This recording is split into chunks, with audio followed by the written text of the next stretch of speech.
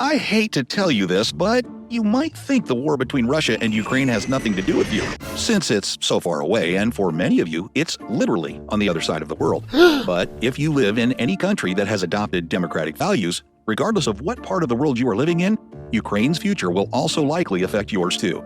That is why Ukraine cannot fall, or you as the viewer of this video will likely be screwed too. Here's why. With Russian troops amassing around Ukraine's border at the beginning of 2022, the Western allies were stunned and didn't actually believe that Putin would order his troops to blunder through the doorway. But sure enough, on Thursday, 24th of February, Vladimir Putin, drunk on power, sent his troops to conduct a special military operation to denazify Ukraine. This backfired on him epically. His initial plan of a swift victory in 3 days has now turned out to be a long and bloody war of attrition. The Russian economy is now severely sanctioned by the West, and both Finland and Sweden have never been so motivated to join NATO. I guess Putin's kind of like the drunk guy stumbling out of the bar when slipping in his own vomit, and it was all caught on camera. But all jokes aside, despite the vomity mess that Russia created for themselves and all those who had to step around that mess in Eastern Europe, the possibility of a Russian victory is still an outcome taken very seriously in the West. If in the event Russia is able to actually get their stuff together and stop slipping around on their back, then the Western alliance led by USA knows that their own positions in the world are at stake. Whilst NATO hasn't directly sent troops to help defend Ukraine, they've done basically everything else that they can. The Ukrainian military is already kitted up to the teeth with the most cutting-edge equipment that would give them a good chance of repelling an attack from an alien invasion. This isn't even including the extra firepower provided to them through the Lend-Lease Act for Ukraine that was signed by President Joe Biden. It is essential for the Western alliance, which was originally created specifically to prevent Russian expansion to the West, that they manage to complete this fundamental task. Failing to do so would make them look like, to be blunt, a bunch of completely useless pansies, and indicate to China and the rest of the world that their amazing intercontinental alliance of free and democratic nations can't even beat a country with an economy smaller than Italy's. The Western hegemony of the post-Cold War world is looking increasingly fragile. If the world order that rose from the ashes of the Berlin Wall wants to maintain itself, then there can be no room for those who threaten to disrupt it to be emboldened. Yes, I'm looking at you, China. Make no mistake, how this conflict between Ukraine and Russia ends will set the tone for the coming decades of geopolitics. It might even be as significant as America nuking Japan at the end of the Second World War in 1945, which laid the basis for international rules for the last century. Whilst no one in the West wanted an invasion of Ukraine by Russia, Putin has given them an opportunity to achieve important strategic objectives by stumbling through the process so clumsily. The Kremlin clearly felt confident enough to take such drastic action, and the outcome of this will directly affect China's confidence regarding the possibility of an actual attack on Taiwan, despite literally talking about doing so every day since 1949. This confidence of those who stand against the American-led NATO world order now has an opportunity to be quashed. The economic powerhouses in NATO, who have given themselves the role of adults of the world, have an opportunity to bonk the rapidly growing teenagers in Russia and China on the head. Yes, they've had some spurts of testosterone and growth, respectively, recently. This doesn't mean the West wants them destructively sitting at the adult table, though. The invasion of Ukraine has given NATO an opportunity to put Russia back at the kids' table, strap them in, and take their dessert away, before saying to the others, "Look at what will happen if you don't listen to me." This is an especially important message for NATO to dish out now because of how important and precarious Taiwan and the situation around it has become. There's no doubt that China is watching Russia's invasion of Ukraine closely, gleaning for insight into what an invasion of Taiwan might play out like. Whilst China and Russia insist that they are not in a formal alliance, their actions clearly show otherwise. As Biden visited America's Asian allies in May 2022, the Chinese, along with the Russians, just happened to have a joint military exercise flying aerial bomber patrols near Japan at the same time. That is why Ukraine cannot fall. For every inch of ground that Russia can gain on NATO's doorstep, China will feel the breathing room afforded to them as if they gained an inch of ground in Taiwan also. And this may be shocking when I tell you this, but losing Taiwan to China is a far larger nightmare for the United States than whatever could happen in Ukraine. Taiwan has managed to build itself into the world's home of semiconductors and microchips. Their technology vastly beats the global competition, and having access to it means having the upper hand in both military and economic fields. It is hard to overstate just how important and impressive these Taiwanese technological advantages are. Here's just a video demonstrating how desperate the Chinese are. Yes, they will literally place their cheap, made-in-China stickers on top of Taiwanese-made computer chips. It is estimated that Taiwan's semiconductor production technology is currently around 12 years ahead of the next closest competitor. Having such an incredible lead in the world of microchips and semiconductors is like having an American-born Cambridge PhD honors English graduate versus this lady teaching you English pronunciation.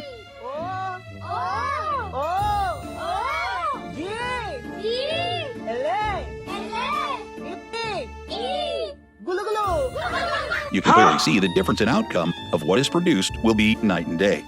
And more importantly, the microchip and semiconductor industry clearly has a much bigger impact on geopolitics than video game graphics. Even though China literally points missiles at Taiwan 24 hours a day, 7 days a week, 365 days a year, and reminds them daily of a peaceful reunification through an armed military invasion, this doesn't stop the Taiwanese from selling them computer chips. Of course not. The Taiwanese, too, also happen to like money, and they sell it to basically anyone who is willing to pay, including the Chinese.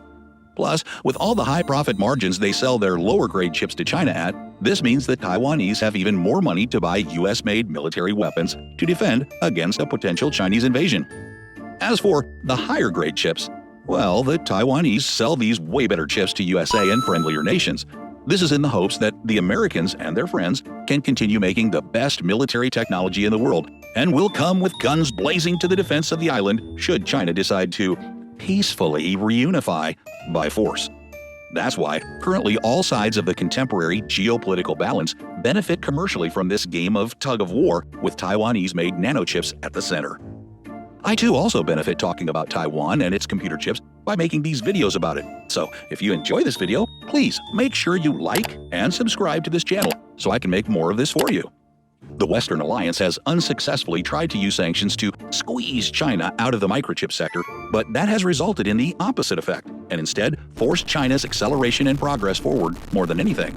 But the Chinese tech sector by itself is still not advanced enough. On top of that, Beijing knows about Taiwan's sweet A-grade tech that they sell to the Americans. There's no way the US military would progress as rapidly as it has. And that is why taking Taiwan is so important. It means immediately, hugely stunting the research and innovation of the West, both economically and military. China also knows they need to move fast, too. Their domestic economic situation is almost guaranteed to be destroyed by the face-palmingly obvious and foreseeable outcome resulting from their one-child policy. It's almost like forcing your own population to have one child for 36 years would completely destroy your own future workforce and economy when it's primarily based on cheap labor. I mean, seriously, what the fuck are you doing? China is on the verge of a complete and catastrophic demographic collapse, the likes the world has never seen in recorded human history. I'm not exaggerating either.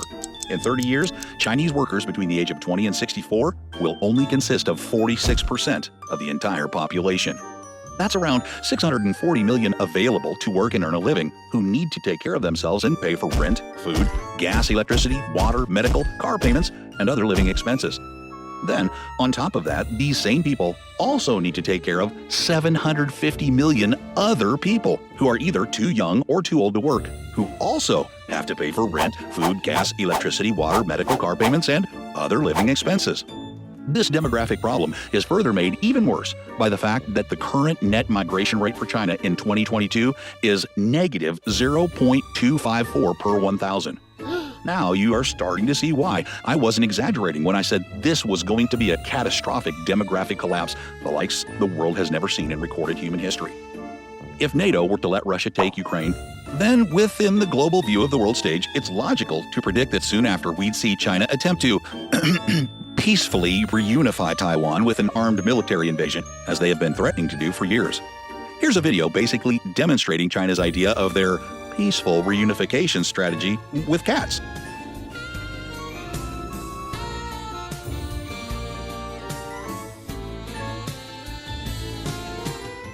That is why the struggles of the average Ukrainian are shared by many Taiwanese. Taiwan, just like Ukraine, is also a vital strategic point for respective superpowers to project their influence in their region. Because of its unique location, it is also needed by the US government.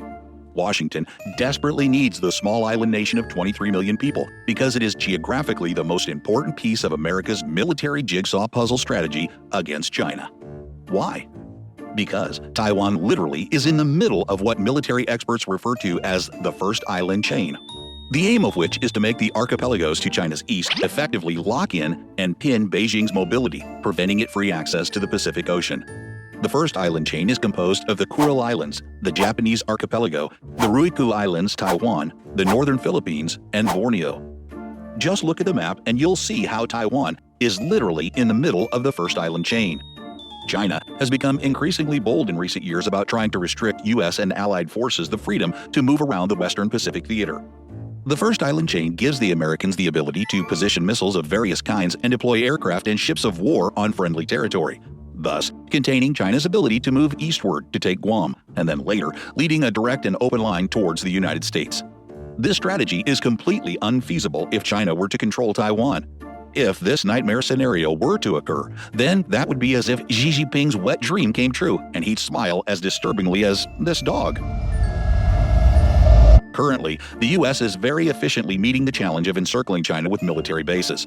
No other country comes close to the American spread of military bases around the world, and in recent years, they've been doing what they do best, right on China's doorstep. In particular, Japan and South Korea host a large number of neighbors unwelcome to China, with 53,000 and 26,400 American troops in each country respectively. If China were to take control of Taiwan and gain direct access to the open Pacific Ocean, the first island chain would be compromised greatly, and much of U.S. military work will suffer deeply. This is why Ukraine threatens to be the first domino to fall in the modern geopolitical era, and if they do, Taiwan might be next. The domino theory in Washington during the 20th century proved popular but largely inaccurate. The Soviet Union showed little hunger for direct military involvement abroad between the Second World War and the disastrous Afghanistan invasion. However, the modern Russian Federation clearly has no qualms about launching special military operations to denazify their borders, most recently in Ukraine. China seems pretty clear about its intentions too, and if they're still waiting for a sign to take Taiwan after all these years, then there will never be a better one than if Daddy NATO allows Russia to cycle by and casually kick their child Ukraine over without severe consequences. In this possible second Cold War, the domino theory actually looks possible.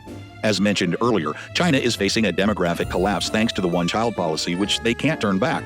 This is going to be a long-term, persistent problem that isn't easily fixed by having more babies either.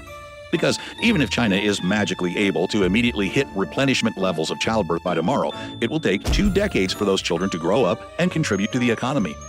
And also, they aren't the only players in town offering cheap labor. India, Pakistan, and all their Asian neighbors too have hundreds of millions of cheap labor to supply. Beijing is now clearly worried that unless they do something drastic soon, their rapid ascent upwards will be an even more rapid descent downwards. And time is of the essence.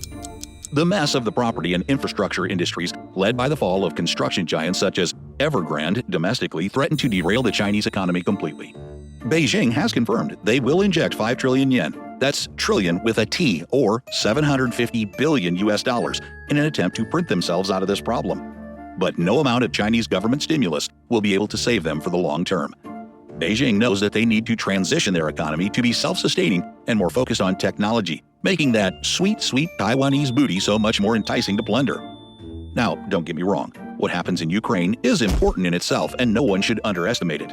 But how the Russian invasion plays out has implications not just for Eastern Europe.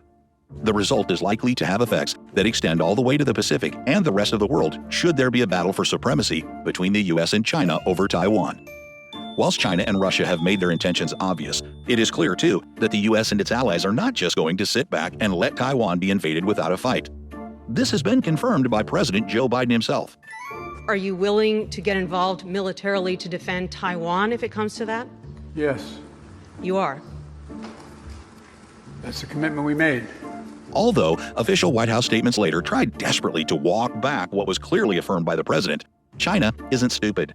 The decades-long charade of strategic ambiguity about the answer to the question of Taiwan is obvious to anyone with an IQ above room temperature. The Japanese also have made their positions very clear. A Chinese attack on Taiwan means they are next in line. And like how Poland is throwing their full support behind Ukraine, Japan will go one step further and have confirmed it will actually join the war. In addition to this, Japan, India, Australia, and the United States have also entered into a strategic alliance known as the Quad, with the official capacity of strengthening a rules-based order in the Indo-Pacific region, or in other words, dealing with the threat of China. But the threat of a kinetic war with the United States and its allies may not be enough to dissuade China from an invasion. That is why Ukraine cannot fall. Because if that happens, China will be even more emboldened to invade Taiwan.